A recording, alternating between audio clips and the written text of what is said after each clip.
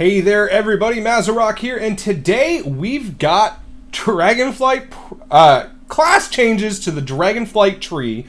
As you can see on screen, there are some changes. Now, I've gone over the Prot tree, and unless there's some number tuning or things like that that have kind of occurred, there's no major changes to where the talents are or anything like that within the tree itself. It's pretty much all the exact same to how to get everywhere, but there are some major changes to the class tree that obviously need to be talked about and addressed. Now, I'm going to be doing this through the lens of a Prot warrior because the arms tree was changed as well. You could argue for the better. I really don't know. Arms is not my speciality. So we're just gonna talk about Prot warrior and how this kind of affects Prot warrior. So with the tree, and I'm going to be putting up the Prot warrior, the old tree, right next to this one, so that way we can kind of see when I do need to kind of reference it and things like that. So we still start with defensive stance, rallying cry, intervene. Berserker Rage is still all of the same right there. We still get Berserker Stance, which is a work in progress, and the 5% leech is still there. Now this, right immediately after this, we start seeing changes in the 5th row. Spell Reflect is still there. Inspiring Presence now becomes a choice node. With hurl your weapon at the enemy, causing X amount of damage, ignoring armor. So this is the Shattering Throw ability. Sorry. I just got home, sat down, and started going crazy. So they moved Shattering Throw into a node with Inspiring Presence. Now, one thing to note with the Shattering Throw is it's only on a 45-second cooldown. On live, it's currently sitting at like 3 minutes, I think, or 2 minutes. It's a lot more minutes than 45 seconds. So this is going to make it a little bit more appealing to take, but is what it is. And then on the right side of Spell Reflect, where before we had the Berserker Shout, this is now a choice node as well between Berserker Shout or Piercing Howl. That's alright. That's actually not a bad choice node at all. It really isn't, depending on what you need. You need to take Berserker Rage to get to it, which makes sense because of Berserker Shout, but it does make Piercing Howl a little bit difficult to get to, but whatever have you not. To the right of that, where we did have War Machine, where we did have Bounding Stride, Heroic Leap, the Heroic Leap talent, we now have War Machine, which is nerfed from the Prot Warrior version of 50% more rage versus this talent being 25% more rage. And to the left of the Inspiring Presence node, we do have now Impending Victory, where it used to be double time. This makes... I don't like this change for Prot Warrior. I do like the War Machine change, that's fine. It kind of makes that more easily accessible. What I don't like is Impending Victory, because you basically, to get this as a Prot Warrior, you have to go Battle Stance, Fast Footwork, and then you have to go Impending Victory just to be able to get this, and this makes it a lot less appealing and gives us a lot less choice. Because where Impending Victory is going to non-arguably be at its most useful is in Mythic Plus. Straight up, it's it's going to be most useful in Mythic Plus, where you're never going to be using Battle Stance in Mythic Plus anyway, unless you absolutely know there is like a no damage phase coming for like 4 seconds where you can stance into Battle Stance and just do a bunch of damage for a little while where there's no incoming damage and you're not in fear of dying or being hit or anything. But that's going to be niche and very situational. Versus most of the time in Mythic Plus, you're just going to default to defensive stance for the entire run. This, I don't like this change for Prot Warrior at all. I really, really don't. What would be nice, I don't know, is if you could go Berserk, like put pathing here. I mean, I don't know. I'm just kind of throwing things out here. This is the one of the things that does bother me with this. But I do like War Machine being a little bit more accessible. I don't like the nerf, but is what it is. This row here is obviously changed up a little bit. Honed Reflexes is just the same. Heroic Leap is now where the Titanic Throw was, or whatever have you not. That ability, there was a choice node there as well. I can't quite remember what the two choices were. But Heroic Leap is there, making a lot... it's just as accessible as it was before for pretty much all specs. Thunderclap has been moved up here. So it used to be at the bottom of this, the 20 row where you needed like 8 points or whatever to go through. It is now here. And then we also have Furious Blows, which remains there just as well. Then here we have Rend, which used to be in the place of the Massacre talent, 35% execute. It's still there, it's just moved. And then we have a choice node, where Rend was once here. It's now, I think it was Stormbolt and Titanic Throw here, actually.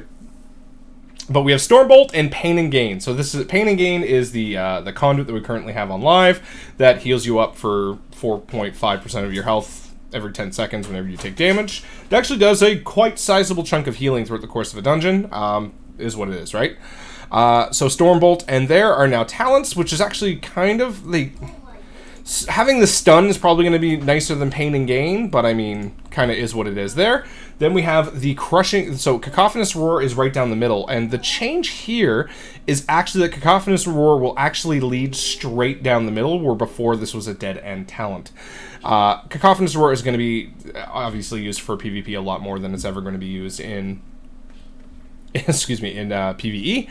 Then we have a choice node here. Now this choice node is obviously changed because what was here before was Bounding Stride and Shattering Throw.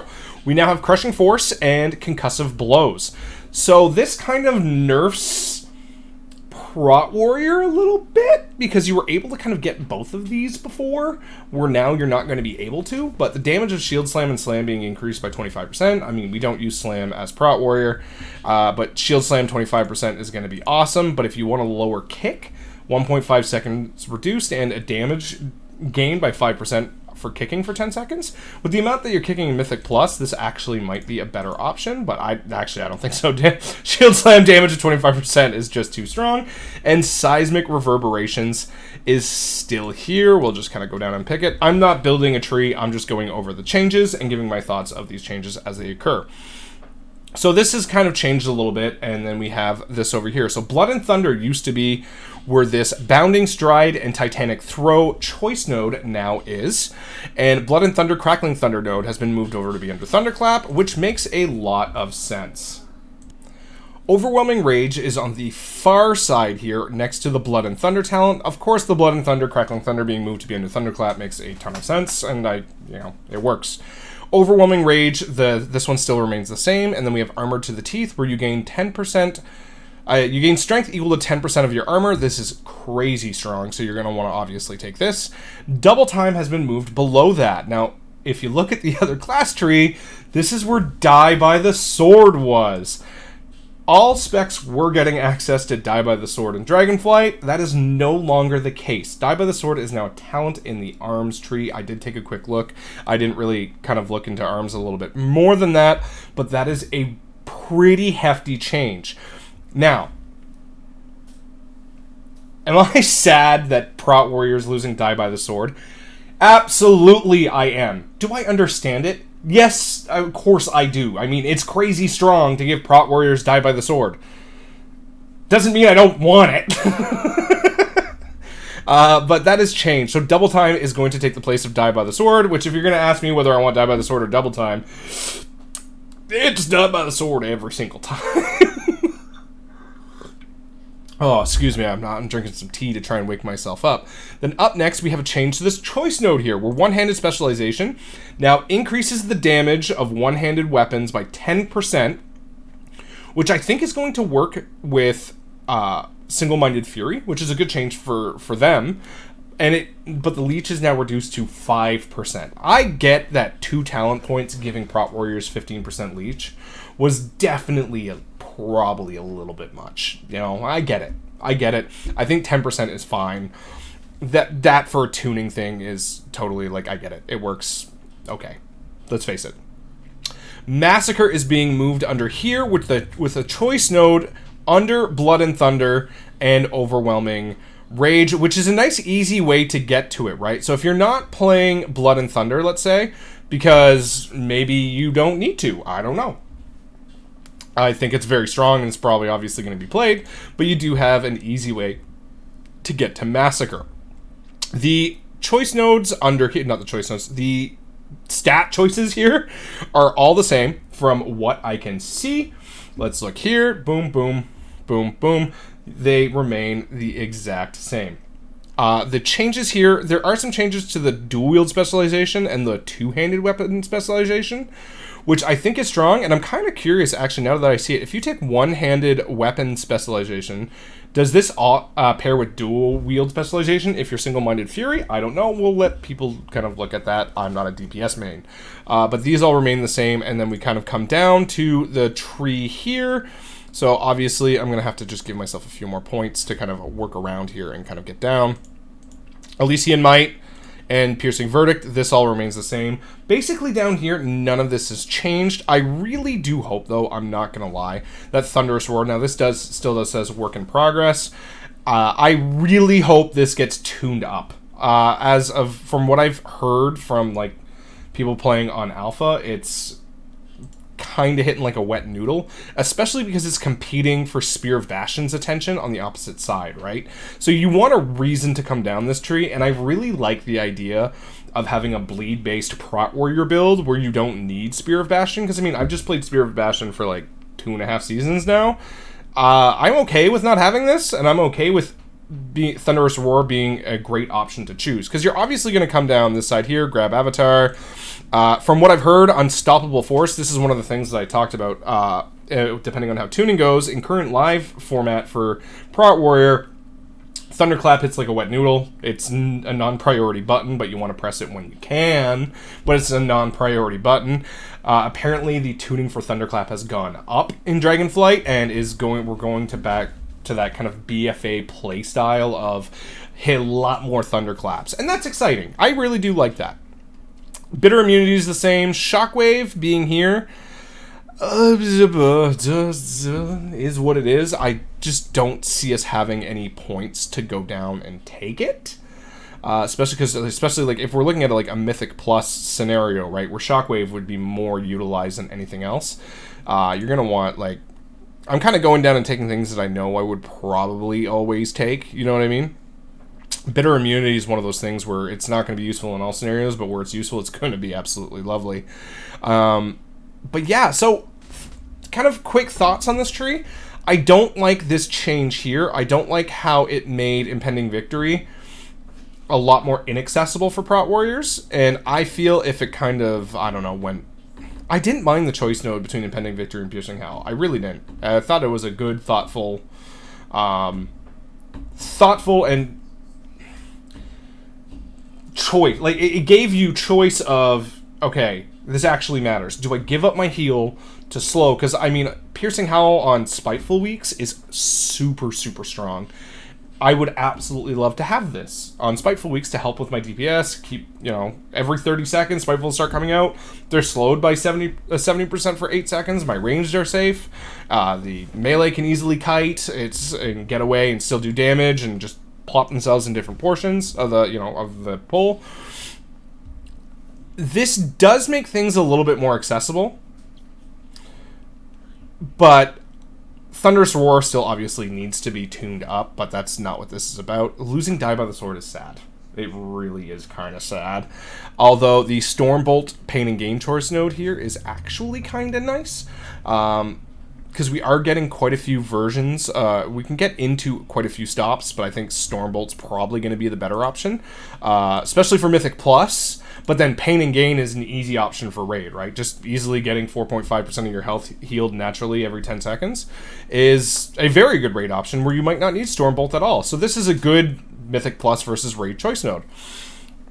There are some pluses here, but the thing that I don't like is what was gained here is Prot Warriors stonks and raid got a little bit better because you can actually battle stance a little bit more, but it lost a little bit of stocks in Mythic Plus. I mean, don't get me wrong, the class tree was completely cracked out before, so that kind of has to work those different ways, right? So those are the big changes here. What do you guys think? Is losing Die by the Sword, I mean, it's obviously bad for Prot Warrior, come on, let's face it, but do you like the new talent trees? Do you like the changes? Let me know down in the comment section down below. I would love to hear you guys' thoughts. And what are some changes that you would like to see made here? Let's not talk tuning or anything. Mostly pathing and, talent choices and things like that. Because with the right tuning, I mean, right now we're obviously, from what I hear, we're going down to Spear of Bastion and Elysian Might.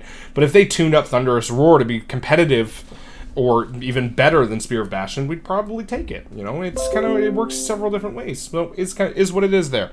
So I hope you guys enjoyed the video. If you have any questions, there's a Discord link down below, which you can always get at me. There's a Patreon link down below, key review link down below, and Twitch link down below as well. Check all that stuff out. Please like, comment, subscribe, and thank you again, everybody, for 3K subs. I'm just absolutely flabbergasted. Have yourself a good one, and I'd love to hear your opinions in the comment section below. And I'm sorry this video is going to go on a little bit longer after I did the outro. Sorry, just going to tag this on at the end. We do have something that I missed, and Antic in my Discord pointed this out. And this is this new choice node under here, under Thunderous Roar. We have Thunderous Aftershocks, as it was, but Dauntless Duelist has actually taken its place down here. Now, I am not going to lie, that seems really weird to me that that would even be there, number one. This is a very strong raid ability. 3% more damage to you and a 1.5% damage DR. Very strong in raid. It will actually count for a lot as you're progging and things like that. I mean, who doesn't want 3% more damage? But it being under Thunderous Roar. Now, I am the first person, I can't say the first. I want Thunderous Roar to actually be a thing. I really do. I think a bleed-based Prot Warrior build could be super, super fun. I said that earlier in the video. But Dauntless Duelist being under Thunderous Aftershocks with Thunderous Aftershocks as a choice node just seems really, really weird to me. I'm not gonna lie, I don't like it. But that's it for the video, guys. Thanks again, have yourselves a good day, and thanks again for watching.